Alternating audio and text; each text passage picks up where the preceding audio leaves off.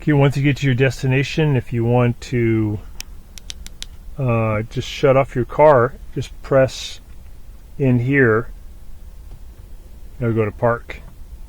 If you're on a really steep hill, you don't really need this unless you're on a steep hill. If you hold it in for about 3 seconds, it'll put on a parking brake. You'll see a little symbol. So we're going to hold it. There's a parking brake. So usually around town you just don't need that, but it's a nice feature. So to put on park, just one click.